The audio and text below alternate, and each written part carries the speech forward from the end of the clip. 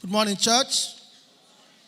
I'm a very, very happy man today for many reasons, primary of which is the fact that today is my birthday. What are the odds that I'll be ministering on my birthday? So I want to thank the General Overseer and the Pastorate for this opportunity to share with all of us here today. Sharing this gives me a lot of joy because I do it, for free. I speak to people every time I can. I believe that when people are empowered financially, the society has a greater chance to be stable, less crime. People will be less interested in what the government is doing as long as they can fend for themselves and have the basics. And these basics come from what you can earn. So today, I'll be speaking on a topic I call businesses you can start with little or no capital. You see, in this part of the world, our biggest excuse when it comes to business is that we say, I don't get capital.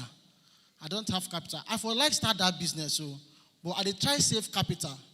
Or the capital where I need plenty, I need they say I need 200K or 500K or 300K.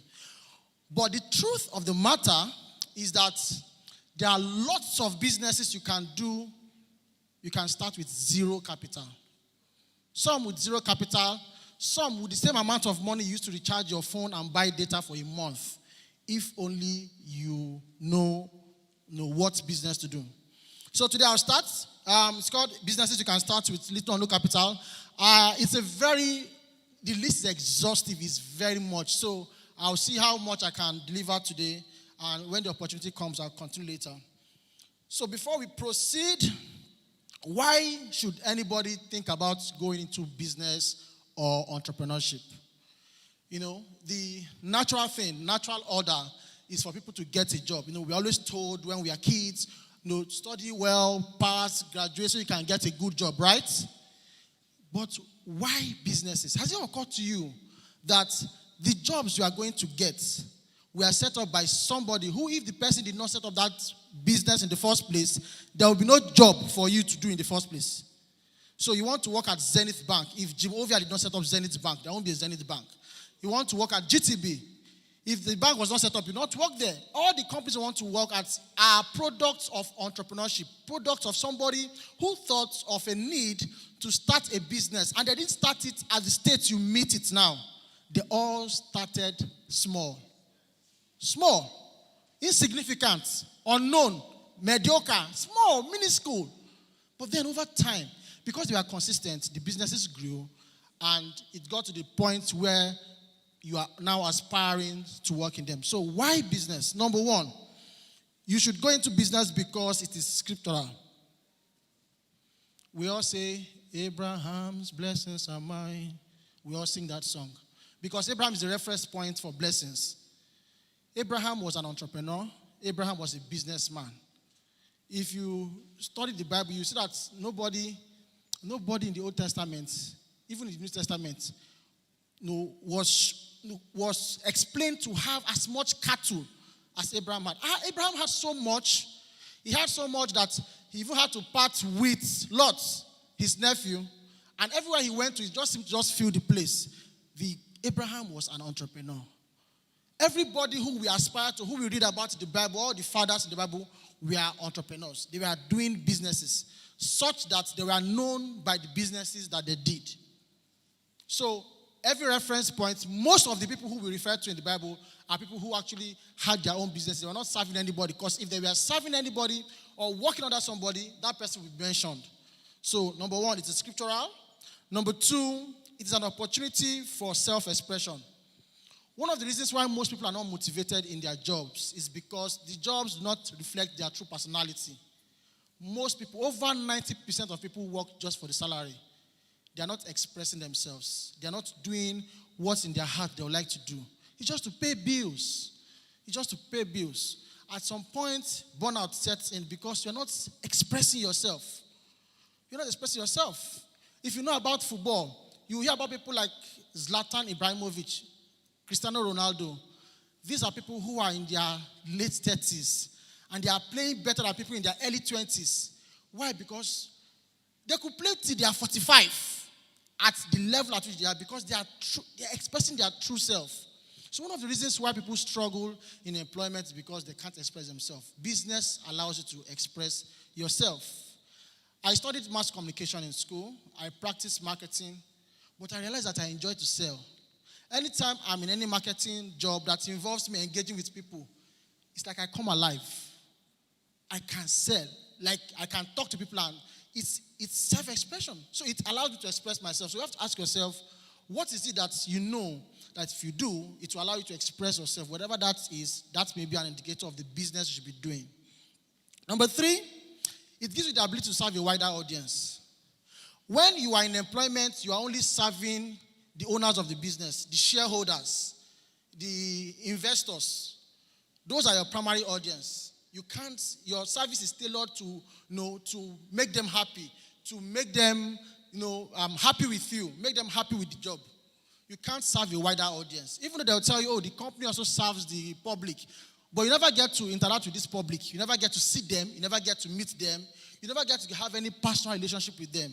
But with business, you can interact with people. You can interact with a wider audience, and you can engage them. You can get real, actual feedback and know the impact of what you are doing, how much your work is impacting people. Number 4, it gives you the opportunity to determine your income. If you are working somewhere today and you're earning, let's say, hypothetically, you're earning 500,000, you can't wake up tomorrow and say, I want to earn 700,000. How? You have to wait till the annual review, which will be based upon the appraisal. And then after the appraisal, there's a percentage beyond which they cannot increase your salary. Yes. They can't wake up and increase your salary from 500,000 to 1 million. That you are, even the MD can't get 100%, except it is pre-agreed upon meeting certain targets. You understand me? But with business, you can say this month, my business is bringing in 1 million. By the end of, in 6 months' time, I want to double the figure. So, because it's your business, you cannot determine, what do I need to do to double this figure? Do I need to increase marketing? Do I need to expand my scope? Do I need to manage my operations better, save costs, what have you? So business allows you, it gives you the opportunity to determine your income, unlike employment. Number 5, it gives you opportunity to create wealth for more than yourself and family. That's another limitation of employment. Whatever salary you get, to a large extent, can only take care of you and your family. That is why when family members ask you for money, you begin to say, everybody should carry their own load. I'm carrying my own load, I beg. But if you notice, billionaires, or not just billionaires, people who have, their own businesses and they are generating money, it's easier for them to take care of other people. Why? Because it's not fixed. It's not fixed, particularly if you have multiple streams of income. I know people who have like 5, 6 businesses, and they have decided that every money that comes from this business will be used for charity, family, what have you. So before the charity even comes up, before family ask, the money is already waiting for them to be given out. And so they are respected, they are valued. But with employment, you can't do that. Because even with your salary, you are still managing, budgeting, measuring yam. If your wife takes more than 2 cups of gari, madam, what happened now? We are trying to lose weight in this house. It's a lie. You don't have enough gari in the house. That's the problem. Then lastly, it's an opportunity to empower and employ people. It feels good to empower people, to employ. See, one of the best feelings you can have that is closer to the feeling of being God is to actually employ people and pay them well. Because you are responsible for everything happening in their individual families. So when you are praying for yourself, all their families are praying for you too. Because it is in their interest that your business continue to be successful. For as long as your business is successful, their breadwinners will get paid, and all their bills will get paid. Right or wrong? So when you do business, it gives an opportunity to employ people, to empower people. You can't just look at people and say, I wish I can help that boy. If you have a business and the boy is talented, you can give him a job. So before you go into business, you ask yourself, what is your goal? You don't just go into business. What is your short-term goal? What is your medium-term goal? What's your long-term goal? Your goal determines how you go about the business.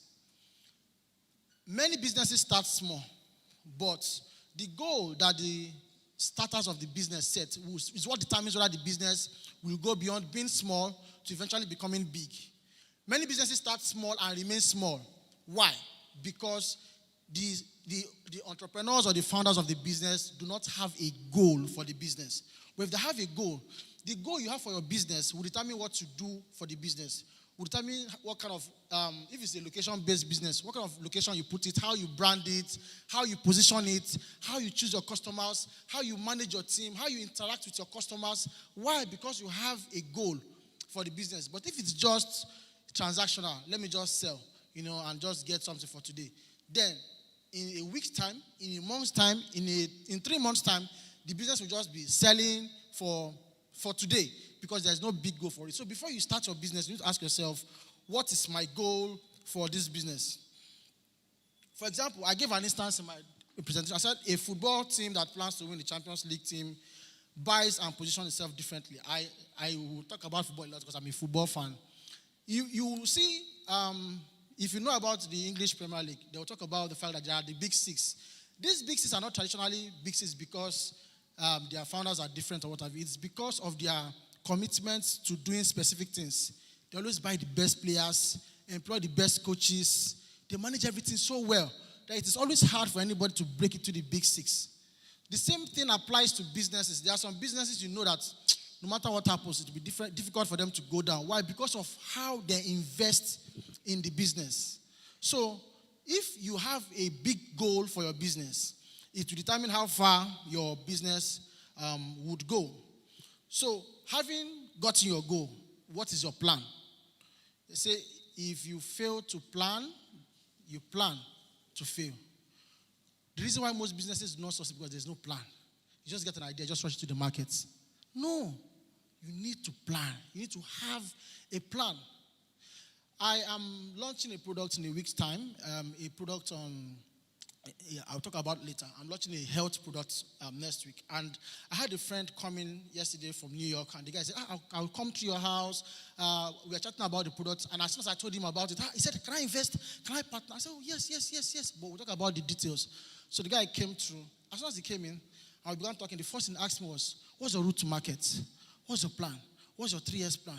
Where do you see it in the next 5 years? The guy had already thought about it in his flight from New York to Lagos. He wasn't even talking about how much will we make or when are you launching. No, he was talking about the specific futuristic things. To know how serious, how well I had thought about the business.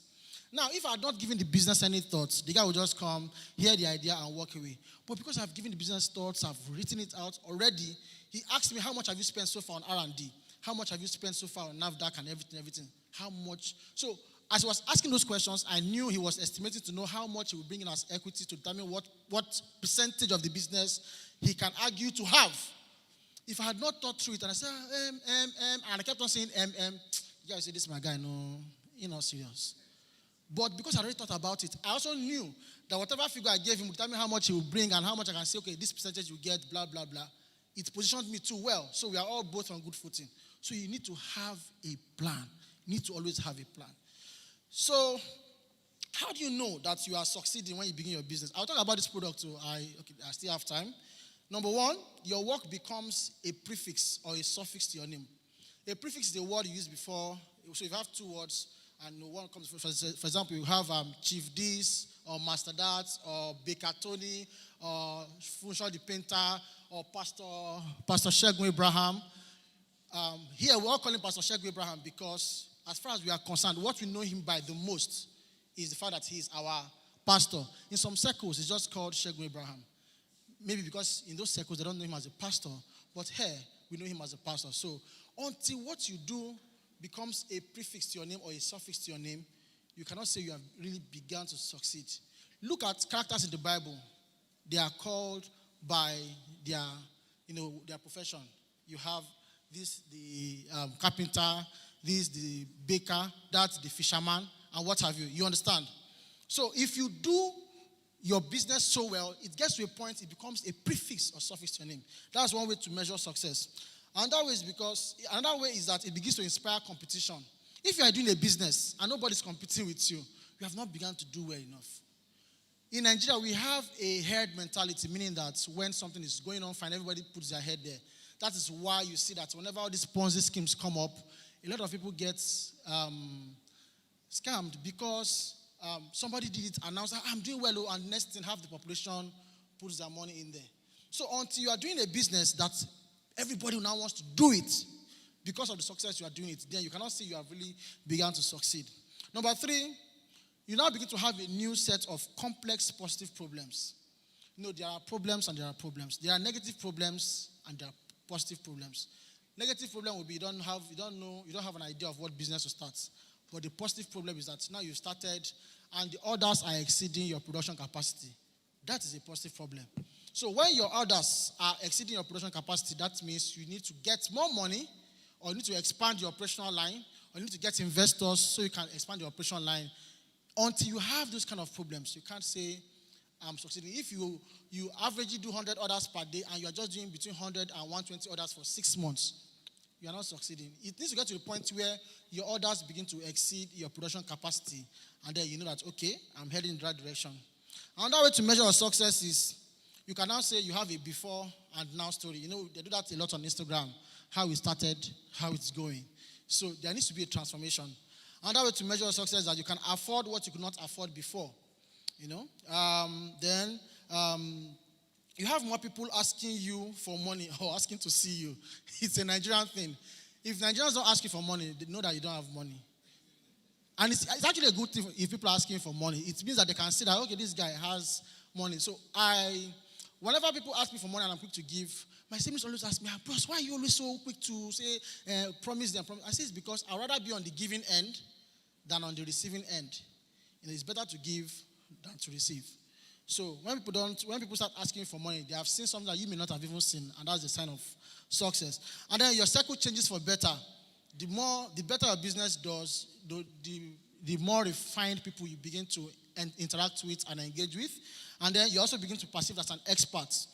If you are doing a business and people don't perceive you as an expert in that business, then you need to do better.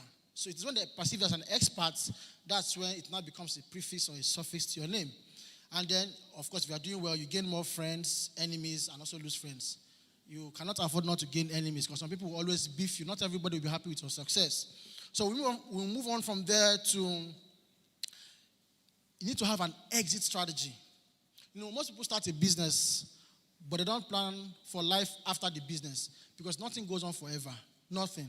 Even at your fine job, at some point, if they don't sack you because you are brilliant, you get to retirement age, and by law, you'll be compelled to stop working. Same thing applies to your business. I'm saying all of this before I talk about the businesses because these are things we need to know before we jump into the business. Which takes me to the next slide, critical success factors. There are some factors that are critical if you must succeed in business. Number 1, salesmanship. Everything in life revolves around salesmanship. Every time somebody climbs on this podium, they are selling one thing or the other to you. Your children, they are always selling to you. When that child cries in the mall and is pointing at something, the child is selling. You will scream, shut up, shut up, shut up. It gets to some point when you are really irritated, you buy it for the child. This child has just closed the sale. It's the truth. You get home, you are the man, and your wife says, this December, I want us to go to South Africa. And I say, no, the economy is tough, And then for the next 3-4 days, everything till I say, I've heard, and okay, eventually go and source the money. She has just closed the sale. Everybody's actively selling something at every point in time. When the pastor comes up here and is preaching, he's speaking, the pastor is making a pitch. And the fact that you are coming back here means that he's closing that sale every Sunday. Everybody is selling something. So when people get job opportunities and say, it's market, I don't want to do market, I don't have to talk to people. You talk to people every day. When you come to the bus stop and you enter a bus, if you don't have a car, you are talking to you are talking to them, you are selling something to them, you are convincing them that you have money to pay, and that's why you entered. When you get home and the year ends and your rent expires, and your landlord does not come to tell you that he's giving you notice to leave, even though you're not owing, it means that you've convinced the landlord that you are creditworthy and that you not owe. At every point in time, you are selling one thing or the other. The same thing applies to business. You have to sell. No matter how brilliant your idea is, at some point you go and need to knock on doors, you need to talk to people about it, you need to sell it. So you need to know about that. It's a critical success factor. If you can't sell whatever you have as a business, you are doomed to fail from the beginning. Don't just even bother. But you can. You can sell. Number two, there would always be a waiting period. We know that the first man, Adam, was just made whole as Adam. And then he was just dashed the garden, dashed the wife, and he failed miserably. Since that time, nothing else has just come like that anymore. Even Jesus had to be born and grow with siblings and grow with, go to the synagogue and everything. So everything now has a waiting period. Nobody comes up like Adam anymore, including your business. You start your business today, no matter how good the business is, there's a waiting time between when people hear about it, when people think about it, when people consider it. I put something there, I call it the AIDA model. In advertising, something called AIDA. That is the process that a consumer goes through before they purchase a product. It's called awareness, interest, desire, action. People first have to be aware of what you are selling. Oh, there's a Calvary church there. They've been telling me, I still find people going there. They say it's by the road. Okay. They are aware. Or they see us go on evangelism. They are aware. Or they see a bus with fly on it. They are aware.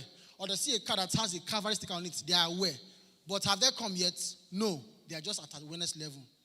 Then they begin to hear good things about the church. Their Jew is Pastor Lim Demano. That man, that's him on Instagram. That's him on TV. That's him on this. That's him on that. That's also their pastor. That gentleman that lives in that flat upstairs that is always, that nice guy. He's also, he worships in that church. That church, all I hear about them is good things. Now, there's interest. And then the person now comes out, and then somebody invites the person for a special program, and the person comes there just as a one-off, grudgingly. And everything he has been hearing during the awareness and interest phase is confirmed. And like, wow, all I've been hearing is true. And the person gets called out, first timers and everything. The next one, the person comes back. The person is now taking action. So the person moved from awareness to interest to having a desire to now taking action. The same thing applies to your business. People will first have to be aware of your business, be interested in it. Then upon further hearing of it, they now begin to desire to have your product before they take action. So if you have a brand or a business or an idea, and you expect that the first day you come out, people just rush you. Even if it is jazz, some people are jazz averse, jazz will not work on them. So there is a waiting period. You need to know that. Number 3, hard work is mandatory. You cannot divulge hard work from this. Nothing that generates income is easy. It all involves hard work. Even preaching is hard work. You have to put together your notes. You have to research. You have to get the inspiration of God. You have to be in a good state of mind. You have to forget whatever is happening in your home, whether it's good or bad, or the office. Everything requires hard work. So the ideas I'll be sharing with you, no matter how sweet they appear, it will require some hard work. Then your personality is key. If you have a bad personality, no matter how beautiful your product is, people will not buy. Personality is like aroma. It's like perfume. If it smells nice, people will come to you. If it smells terrible, they will not come to you. Social media is indispensable. We're in the digital age. Many of the ideas I will share with you are not digital ideas, but they are ideas that the results can be amplified using social media. So say, no, I don't do Instagram, or I don't like gossip, I don't like Wala. You have to like that Wala. That Wala is what will bring money to your business. Then relationship is key. When you start your business, the first set of people you will talk to are your personal networks, your alumni. That's people who you went to school with, your neighbors, your church members, your family, your colleagues, your associations, your WhatsApp groups, your past colleagues, your bosses. Now imagine if you have a bad personality. All these people already are cut off from your business in the first place. It will make it harder for you to get your first set of sales. So that is why personality is key, relationship is key. And then spiritual alignment is key. You cannot take away the God factor. You all heard what Pastor said before we started, that it is by his mercies that we are not consumed. At the end of the day, we can do all we can, but if God is not on your side, it's an effort in futility. So now, in the last 10 minutes, I'll quickly go into business categories. The business categories I will discuss can be classified into 2 categories. You have what I call the products. I'll have what I call the services. Products. Next slide. Now, products are tangible. Products are created. and products are destructible in the sense that they are physical. This here is a product. If I push it down now, what will happen to it? It what? It will fall. Then what will happen? It will spoil. I can destroy it. But as I'm talking to you now, this is a product. Imagine this was a paid seminar and you all paid. And I'm speaking now. Can you destroy what I'm saying? As I'm saying it here, can it be destroyed? No. It's coming out from me. So the worst you can do is to block your ear. Others will hear it. So, but for products that are tangible, they can be destroyed because you can touch them. They are tangible, they are destructible, and they have to be created. Somebody has to mold it, put the speaker together, put the wiring and what have you. So the first set of products I'll talk about is the food. Now, I don't know which sells the most in the world, food or sex. But you see this food here. During the pandemic, people were still buying food. During the curfew, people were braving the roadblock to go and buy food. People were, even when they said don't come out beyond 8 o'clock, and some people can only come out by 8 o'clock to buy food, markets were codedly opening past 8 o'clock, smuggling food to people. You cannot do without food. And no investment or no business in food, done well, ever fails. Never. So, products, food. Number one, I'll talk about this lunch pack for corporates. What you don't know is many offices struggle, many people who work in offices struggle to find good and affordable food. It's a struggle, you have no idea. In my office at Ojota, the food I can buy that I like to buy that is affordable and decent is at Oningbongbo, which is Maryland. So when I think of driving back to Maryland, buying the food, turning into Ikorodu Road, and turning back to go and climb, and then coming back to Ojota just to buy a plate of food. Because of that, I only eat bananas and granuts. At least I can send the office assistant to just go outside and buy banana and granuts. So imagine if somebody were selling food around that place, has a decent restaurant, and was on digital, and I could order, and the plate will not be more than 2,000 naira, and it's decent. The person has me as customer for as long as my office at Ojota, and I know I am not alone.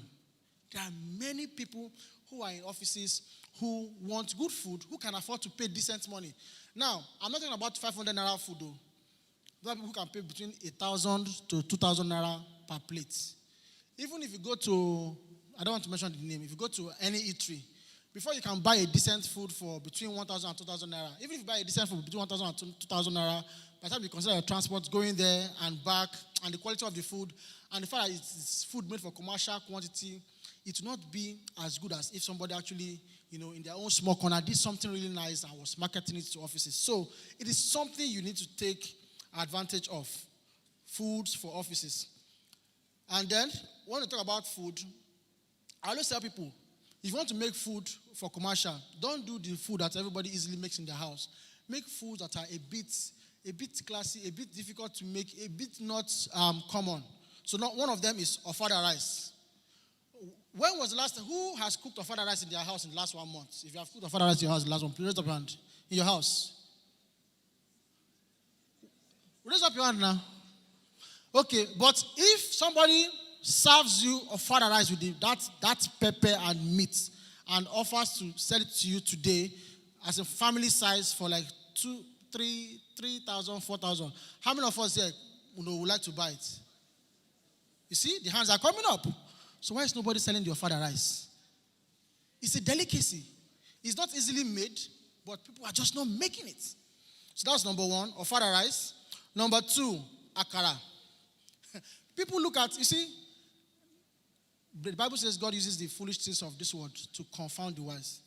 I know many women who have used akara, just akara, to build story building, to send 4 children to university. Akara. And if you see the way they are a nuisance where they are, when I say they are a nuisance, I mean a positive nuisance. People will crowd them, and people will sell akara from 5 a.m. People who are going to work will buy akara and bread, park their car. I know me, if I know somebody who sells this akara and bread, instead of buying banana and grounds every day, I probably will buy akara and bread once in a while. So Monday, Wednesday, and Friday, I'll do bread, I'll do banana and granuts. Then Tuesday and Thursday, I'll do akara and bread. People just look at it and they feel, me, fine akara, like what's that? I'm a graduate. Duh, madam graduate.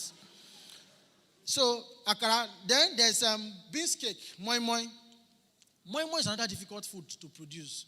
You have to get the beans. You have to soak it. You have to wash it. You have to grind it. Then you have to start mixing all the condiments. Then pouring it in cans or nylons. Then waiting for it to, then it's too much for somebody to be doing the house every day. Which is why, if you did it as a business and sold it, people will buy. There's this, my marriage counselor is not here. I met him one day at Jendol. I said, sir, what are you doing here? He said, there's somebody here sells moi moi. I come to buy her moi moi every evening. I didn't ask him for how long he's been buying moi moi there.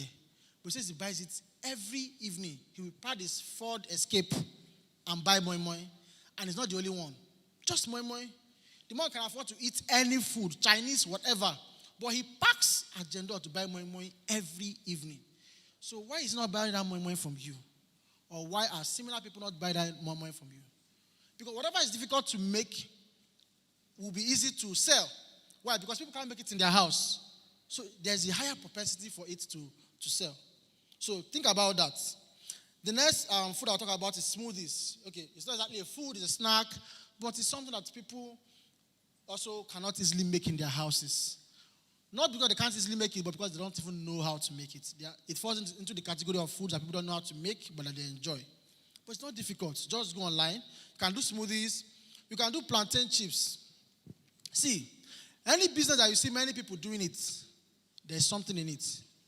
When you're going through traffic and see people selling plantain chips every day, plantain chips, and you feel hey, these people, they are suffering. You'll be shocked. They earn more in a week than you earn in a month. And you are there pitying them. You didn't buy, but do you know how many plants bought from there before you came? How many people will buy from them after you drive past? They are selling. So you don't even have to do your own for traffic. You can actually do yours in the office. I'm sure that somebody came to your office with plantain chips put in a jar, label, well packaged, and told you that this one is 1,000 naira, and they can actually eat it for a week. It's just a snack. Whenever you're bored, just choose some, drink some water. You buy. You don't have to do a 1,000 naira pack. You can do a 500 naira pack. And this business is not something you need 100,000 for. You can start with 10K. 10K. Many of us spend more than 10K on data per month. We complain, but they spend past 10K every month on top data to check through Instagram Reels and stories for WhatsApp. Okay? I'm coming to the end of this for today. Then you can also look at chin chin. Chin chin is something that's like it's in the category of plantain chips. It is overlooked, but I know people who make a killing from chin chin just by bringing it to the office and selling to people, taking it to church, calling their alumni, marketing it on WhatsApp, and people are ordering for it in boxes. Then shawarma and barbecued fish. It has become a staple whenever you go to all these malls. You see people having it there. Those are the smart guys. Because whenever you park there and you see the fish, all grilled and looking so tasty, it's just 2.5 now. Just 2.5, you buy one. Just 2.5, you buy it twice a week. That's 7.5. Do you know how many people like you that are buying from them every day? And to start, it's not plenty money. Then look at pepper soup. It also falls into the category of foods that people don't make every day in their houses. So if they find it outside or find it being packaged where they'll buy. And look at delicacies like abacha, uba, nkwobi, peppered snail. All are things that men go to beer parlors and restaurants to enjoy these meals because they can't find them online to be delivered to their house. If madam can find it online and knows that's what takes your girl to the beer parlor, madam will order it to the house and the family will eat it together. Instead of the guy going there in the name of watching EPL and falling into temptation. And then the last one is suya and kilishi. That is for products under food. I will have to stop here today. Hopefully I'll continue next week. There are still more products there's still more items under products and then under services. I just wanted to use today to lay down the foundation as to what we need to know before we go into these businesses and how profitable these businesses are. When I continue next week, by God's grace, I'll take us through the other things that fall under products and under services and how much you need to start them and how you can market them for free without a marketing budget.